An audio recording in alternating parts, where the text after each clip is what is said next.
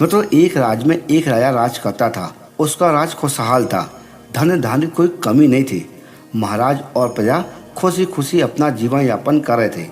एक वर्ष उस राज्य में भयंकर अकाल पड़ा। पानी की कमी से फसलें सूख गई। ऐसी स्थिति में किसान महाराज को लगान नहीं दे पाए। लगान न प्राप्त होने के कारण राजस्व में कमी आ गई और राजकोष खाली होने लगा। ये देखकर महाराज को चिंता पड़ गई और हर समय ये सोचने लगा कि राज का खर्च कैसे चलेगा। मतलब अकाल का समय निकल गया और स्थिति समान हो गई, किंतु राजा के मन में चिंता धर गई। हर समय उसके दिमाग में यही रहता था कि राज्य में अगर पुनः अकाल पड़ गया तो फिर क्या होगा। इसके अतिरिक्त उसे अन्य चिंताएं घेरने लगी, जैसे पड़ोसी राज का भय, मंत्रियों का षड्यंत्र। जैसे कई चिंताओं ने उसकी भूख, प्यास और रातों की नींद छीन ली। दोस्तों, वह अपनी इस हालत से परेशान था, किंतु जब भी वो राजमहल के मालिक को देखता था तो आश्चर्य में पड़ जाता था।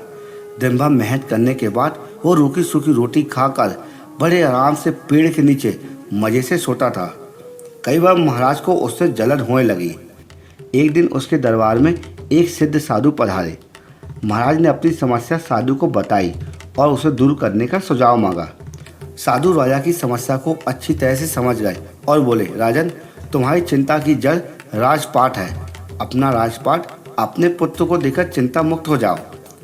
इस पर राजा बोला, गुरुवर, मेरा पुत्र मात्र 5 वर्ष का है। वह अभी अबोध बालक है। राजपाट कैसे संभालेगा। साधु बोला, तो फिर ऐसा करो कि अपनी चिंता का भार मुझको सौंप दो। अब महाराज तैयार हो गए। उसने अपना राजपाट साधु को सौंप दिया। इसके बाद साधु ने उनसे पूछा कि अब तुम क्या करोगे। राजा बोला, सोचता हूँ अब कोई व्यवसाय कर लूँ। साधु ने कहा, लेकिन उसके लिए धन की व्यवस्था कैसे करोगे। अब तो राजपाट मेरा है। राजकोष के धन पर भी मेरा अधिकार है। महाराज ने उत्तर दिया, तो मैं कोई नौकरी कर लेता हूँ। अब महाराज ने साधु की बात मान ली और साधु की नौकरी करते हुए राजपाट संभालने लगे।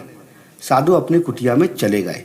दोस्तों, कुछ दिनों बाद साधु पुनः राजमहल में आए और राजा से भेंट करके पूछा, कहो राजन, अब तुम्हें भूख लगती है या नहीं, और तुम्हारी नींद का क्या हाल है।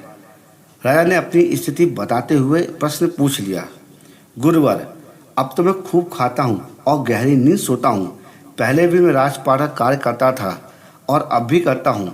फिर ये परिवर्तन कैसे, ये मेरी समझ से बाहर है। मैं तो साधु मुस्कुराते हुए बोले, राजन, पहले तो अपने काम के बोझ बना लिए थे और उसे बोझ को हर समय अपने मन पटल में ढोया करते थे, किंतु राजपाट मुझे सौंप के उपरांत तुम समस्त कार्य अपना कर्तव्य समझ के करते हो, इसलिए चिंता मुक्त हो। तो एक छोटी सी कहानी से हमें ये सीख मिलती है कि जीवन में जो भी काम करें अपना कर्तव्य समझ कर करें, ना कि बोझ समझ कर। अगर हम काम को बोझ समझ लेंगे तो निश्चित रूप से उससे दूर होते चले जाएंगे और यही चिंता से दूर रहने का तरीका है।